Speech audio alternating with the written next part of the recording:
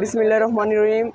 আমরা বৈষম্য বিরুদ্ধে ছাত্র আন্দোলনের পক্ষ থেকে আমরা রাত্রেবেলাও আমরা এই ডিউটিতে, ট্রাফিক পুলিশের ডিউটিতে আমরা কাজ করতেছি। আমাদের আবু সাইদ ভাইয়ের রক্ত কখনো বৃথা যেতে দেব না। আমাদের এই বাংলাদেশকে একটি নতুন প্রজন্মের কাছে তুলে ধরতে চাই।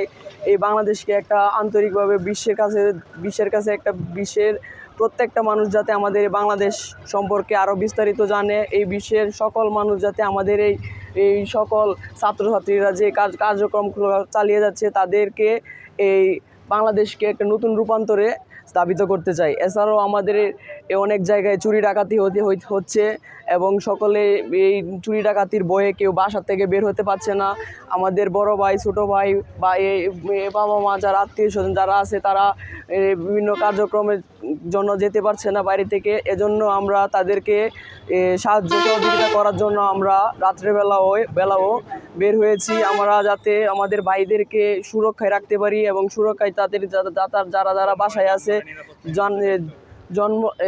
জনগণের মালামাল নিরাপত্তার জন্য আমরা রাত্রেবেলাও টহলে আসি। ইনশাল্লাহ আমরা প্রত্যেক দিন এভাবে আমরা জনগণের পাশে আসি। আমাদের বৈষম্যবিরোধী ছাত্র আন্দোলনের সমন্বয়ক ভাইরা যেভাবে আমাদেরকে পরিচালনা করে আমরা সেভাবে এরকম কার্যক্রম চালিয়ে যাব ইনশাল্লাহ।